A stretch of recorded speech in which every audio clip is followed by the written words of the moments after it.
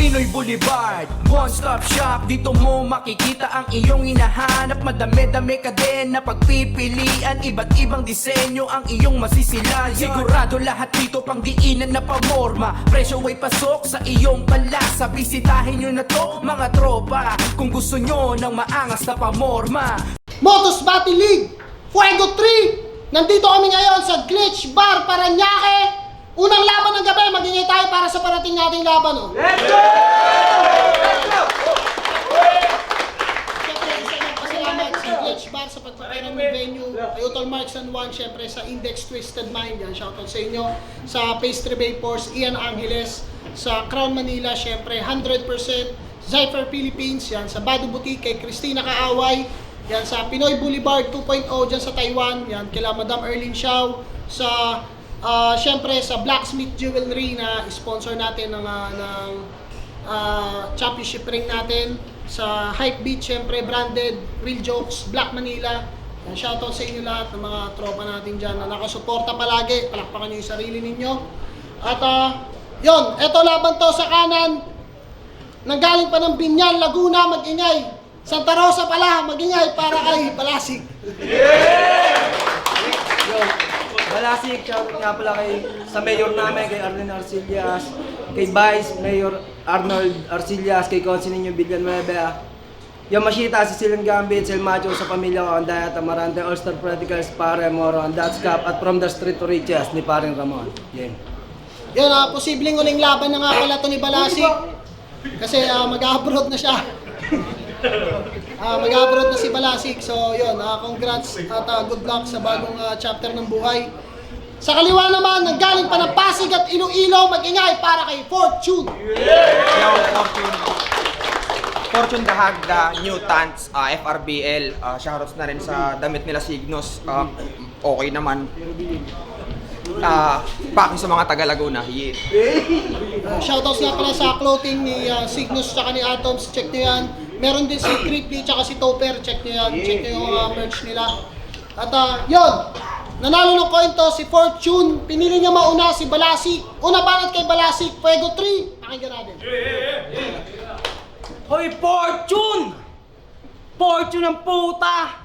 Ito'y magmumukhang tanga. Matutunghayan nila, Camel na uso ngayon boy, baka balugbugan kita, Fuego game? Yeah! Mali ang desisyon magpakabayani sa hininga malalagutan ka bata. Alam niyo naman anong nangyari nung binanggit na yung Fuego may nagpaulan na bala. Naiintindihan ko na ngayon kahit nung una bus ang labo. Ayun pala sagrado na mauulit yung pagpapaulan ng bala dito sa Fort Santiago. Kaya paano ka pa dito mananalo? Kung flow lang sandata mo tsaka tugmaan. Kung ang ginagawa ko ay parisukat nyo na hulmahan. Sukat ang bawat rima. Latag ay pila-pila, mga pandaraya sa tenga, bangag ka. Gumamit lang ng ABA, binatugmaan kala, abab na, hoy, makulit lang yung boses mo, kaya ka nga nakakatama. Eh alam naman natin ang ABAB ay para lang sa mga bata, pero saludo sa'yo. Kaysa sa mga gumagamit ng whack rhyme. Kaso di yan uubra dito, boy, napansin ko nung last time na tatalunin niya ni Nasha kung paramihan ng punchline. Kung di pa nag-stutter yung kalaban, may kalalagyan ka tarantado. Alam mo yun sa sarili mo na yung laban yun ni Nasha dapat panalo. Hindi inaasahan na ganun ipapakita ng kalaban.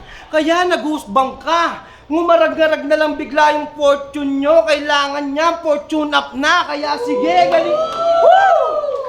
sige, galingan mo bay. Kung talagang kayang makaporma, ililibing ka ng buhay nitong batang Santa Rosa. At ito yung Fuego na nagbibigay ng tip para yung rank mas tumaas habang ang katapat mong Fuego na kalaban ni Batas.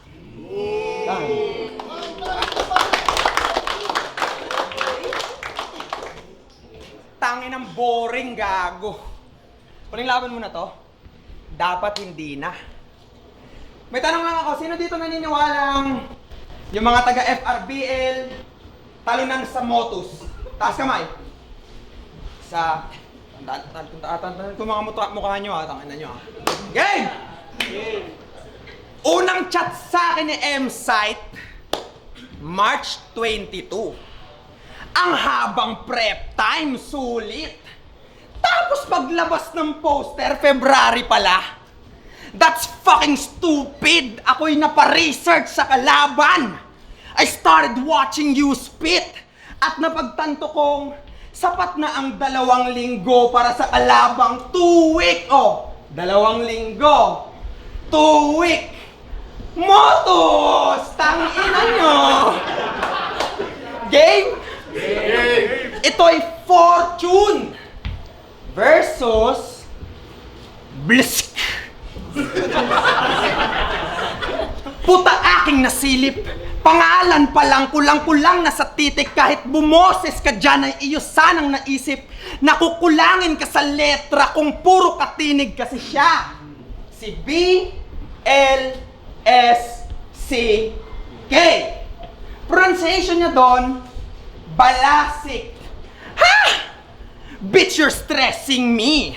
Name pa lang alam mo nang bagsak sa spelling B. Kasi dapat B-A-L-A-S-I-K.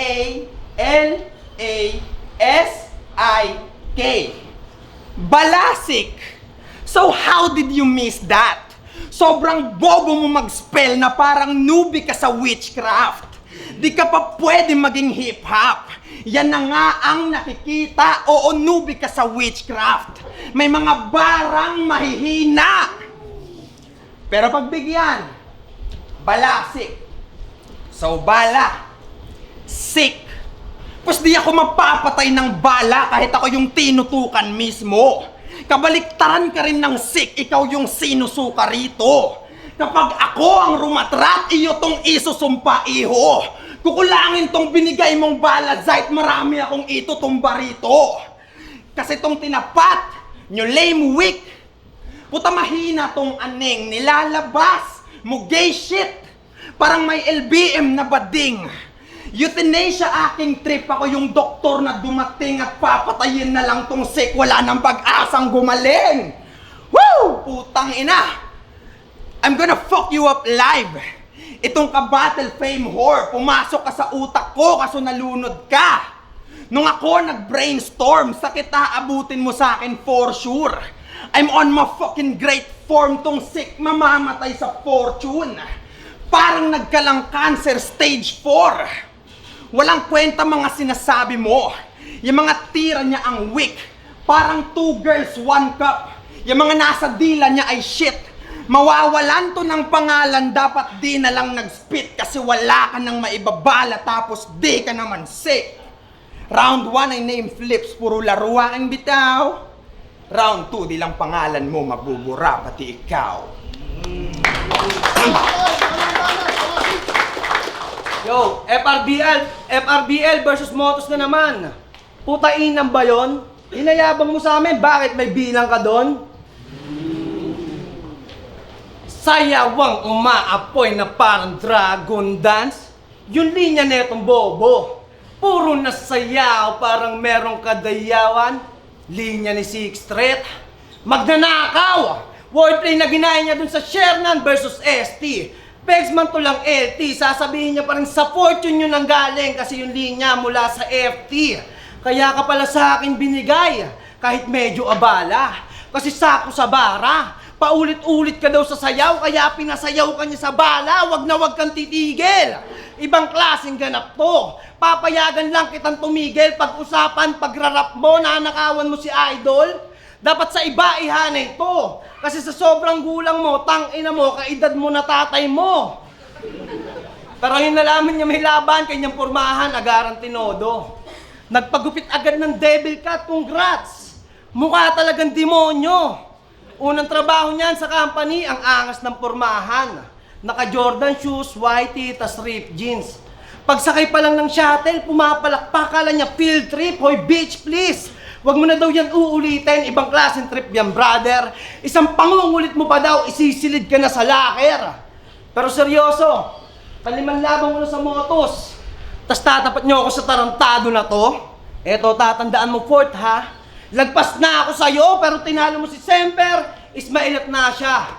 Maraming sakseya ng tunay sa ipinakita niya na husay.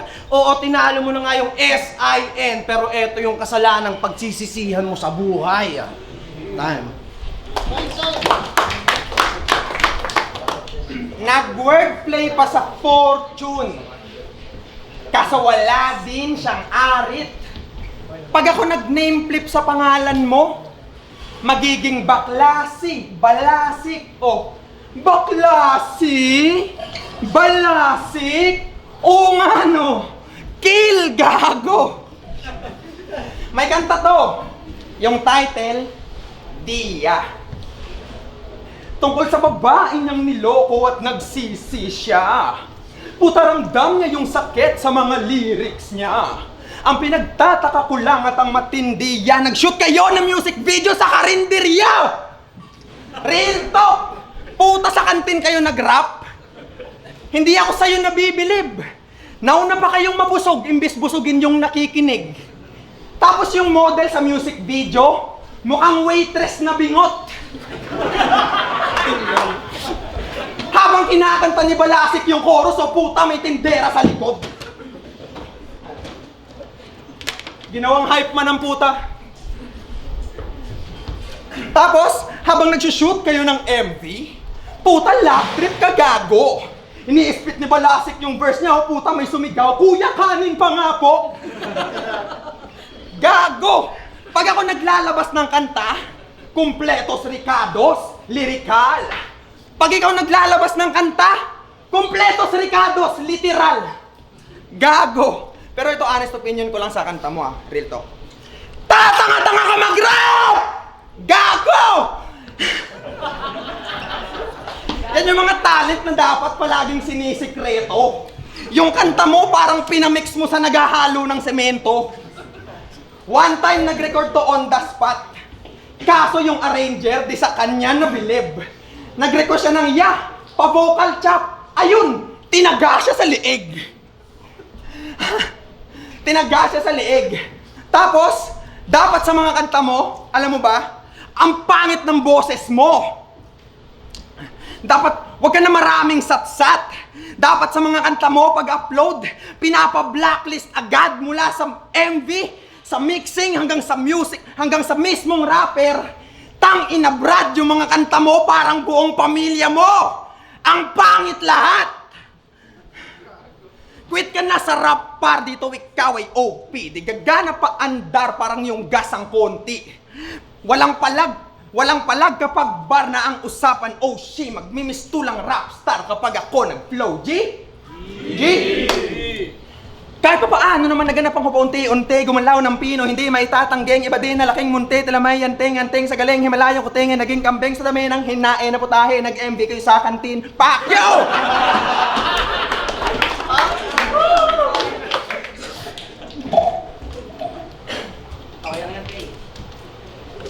Banet, Balasik. Winobirthday ko pa daw yung pangalan niya. Tang ina mo, lalo mo akong ginalit. Hindi naman ako sumobra, 4 times ko lang ginamit. Ikaw mismo lumapit sa yung kapapahamak, ito'y nearest prone.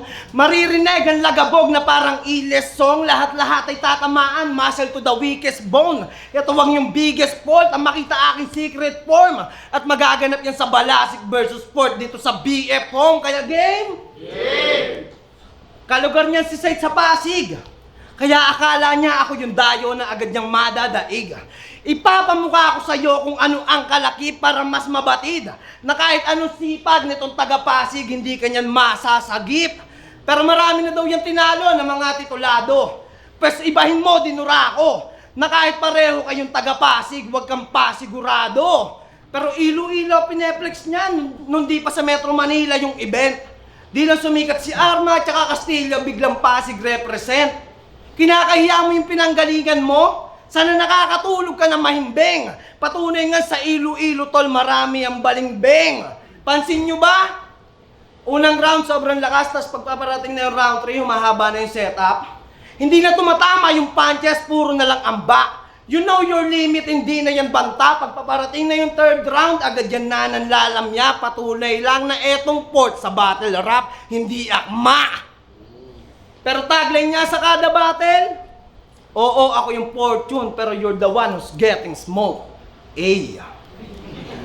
Hindi yan ubra, makata, agad yan tutumba sa bara. Ngayon sinindihan mo ay aking pulbara sa bala. Pulbara sa bara. Pangalan ng grupo niya, Yamashita. Pangalan pa lang halatang mahina. Sa fortune ka ay papalarin. Maraming gusto ka na makita. Maraming gusto ka na makita. Pues yung Yamashita hahanapin. At nang matagpuan ka nga sa tuwina, agad-agarang papalahin. O hinukay ko yung Yamashita para ibaon ng mas malalim. Hindi mo deserve tong spotlight. Huwag kang magbaliw-baliwan dito. Maraming deserving sa underground na mas magaling sa rima treat mo. Nakakapasok kayo kahit walang maipakitang gilas dito. Kayo ang dahilan kung ba't maraming mahina rito. Ngayon andito na ako. Magbabago na rin ang liga mismo.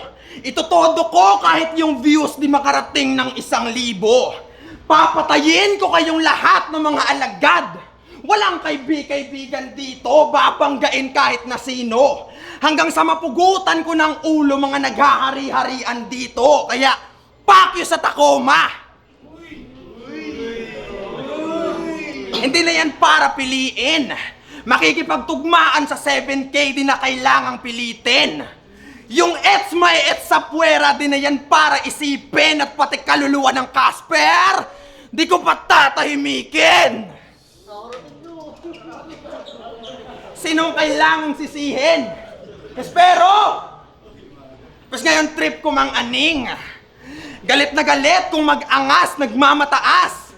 Peke pagiging masculine. Kaya kahit na anong laro sa salita pa ang gawin, ang mataas ay mababa, lalo pag inantonym. Parehas kayong babalo, gago. Inahabot. Pati sila Calix, Terdi at Supremo. Yang repin nyo ang lame. Pangalan ng grupo unknown, pero ang hilig nyo sa fame. Pati yung finalist nyong Philos, hindi engaging, you're the same. Ako no need mag-propose sa finals. I'm married to the game. Kaya body bag na kagad! Kaso wag na. Yung Mirage tatangayin ko. Katana, magpatalas ka na ng patalim mo.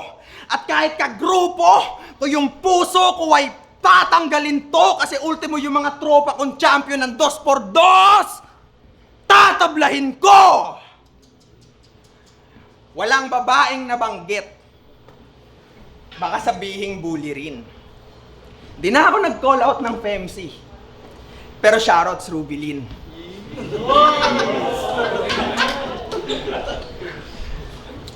Kaya ano na mga tol? Durog-durog na sobra? Ganto kalakas si Sak Maestro pag nagtuloy-tuloy sa droga. Uy, putang ina, nandito pa pala to. Hindi nabanggit pangalan mo, yan ang ide-demand ba? Ulul, malalakas lang yung nabanggit, boy, irrelevant ka! Kaya tumira ka na kung may natitira pa! Fucking empty every dose, magpakahay ka na't lahat, ibabagsak, that's how it goes. Kit magbato ay dehins dope, kit magdamo ay dehins goat, at kahit na ako yung fortune, you're the ones getting smoked, bitch!